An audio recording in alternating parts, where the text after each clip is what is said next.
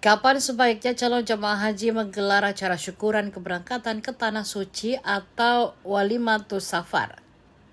Kepala Pusat Kesehatan Haji Kementerian Kesehatan Republik Indonesia Dr. Lilik Mahendro Susilo mengimbau Walimatus Safar digelar jangan berdekatan dengan hari keberangkatan. Dalam bimbingan teknis petugas penyelenggaraan ibadah haji atau PPIH 2025 yang berlangsung di Asrama Haji Pondok Gede, Jakarta pada Rabu 16 April 2025, Dr. Lilik memberikan imbauan penting terkait kesehatan jemaah haji. Dr. Lilik menyarankan agar acara Walimatus Safar dilaksanakan paling lambat 1 pekan sebelum keberangkatan. Hal ini bertujuan untuk mencegah kelelahan yang dapat menurunkan kondisi fisik jemaah. Kondisi fisik yang menurun sebelum keberangkatan dapat berdampak besar terhadap daya tahan tubuh jemaah, terutama saat menjalani ibadah haji yang cukup berat di Tanah Suci. Oleh karena itu, waktu sepekan menjelang keberangkatan sebaiknya digunakan untuk istirahat penuh, bukan untuk kegiatan yang padat. Hal ini penting untuk memastikan jemaah dalam kondisi prima saat memulai perjalanan ibadahnya.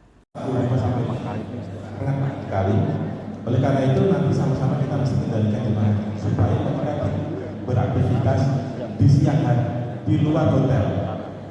Ya, kalaupun misalnya mereka mesti keluar ke hotel karena tidak bisa ditinggalkan, maka ingatkanlah mereka supaya mereka menggunakan alat pelindung diri, pakai topi, pakai kacamata hitam, bawa semprotan air, jangan lupa bawa air minum, sampai lupa 1 jam minimal 1 gelas, bisa dicicil setiap 10 menit 1 teguk ya, supaya tidak bisa.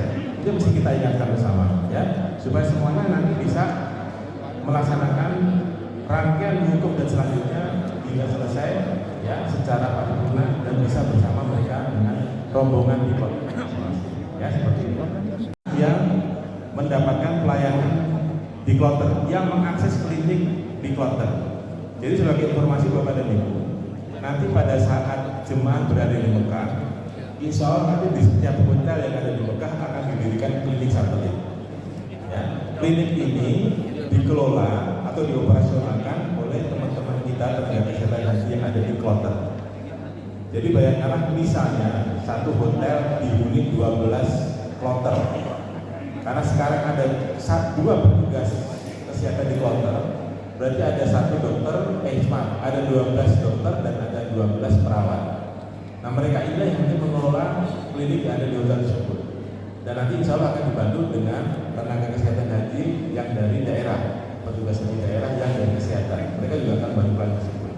Nah, jemaah haji sakit nanti bisa langsung mengakses klinik-klinik yang di hotel masing-masing. Jadi tidak perlu ngetok kamarnya petugas kesehatan, tapi nanti langsung di lobi-lobi hotel disediakan. Ini kita lihat ya, tahun 2023 yang kuning ini jumlah jemaah yang mengakses klinik sampai 421.150 orang selama musim haji, selama 70 hari lah kira-kira di selama masa umrah. Itu dengan kondisi pada saat 2023 faktor kesehatannya akan kita abaikan ya, karena kondisi kesehatan seperti berangkat seperti itu.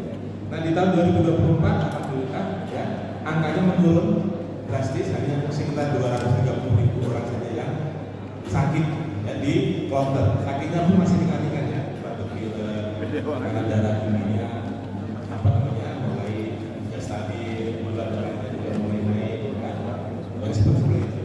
Nah kemudian di luar klinik satelit itu nanti setiap sektor, di setiap kantor sektor baik di Madinah maupun di Mekah nanti akan didirikan klinik sektor.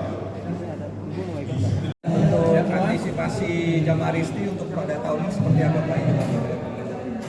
Kalau antisipasinya tentu saja dari sejak tanah air ya.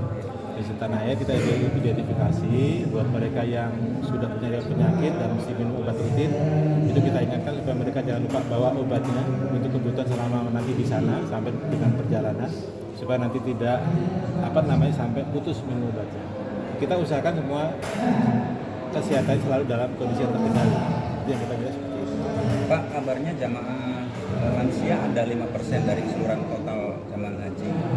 Nah, Itu kira-kira petugas untuk masukan untuk petugas seperti apa Pak untuk bisa melayani lansia ini? lansia 5% maksudnya prioritas. Jumlah. Oh gini, Jumlahnya jadi 5% gini tadi. sebenarnya dalam penentuan siapa yang berangkat ada prioritas jemaah yang usia di atas 65 tahun, ya kan? Jadi kalau yang mereka sudah usia di atas 65 tahun sudah mendaftar lebih dari 5 tahun, itu kalau usianya masuk dalam kategori yang paling lansia, itu dia bisa diberangkatkan dengan porsi 5%. Iya, nah sebenarnya kan di luar itu juga ada jemaah lansia yang memang masuk estimasi berangkat tahun ini kan. Artinya mereka nanti berkumpul jadi satu dan angkanya tahun lalu itu kan sampai 37%. Jadi secara profil kesehatan tetap jauh beda sama tahun-tahun sebelumnya. Download Tribun X sekarang, menghadirkan lokal menjadi Indonesia.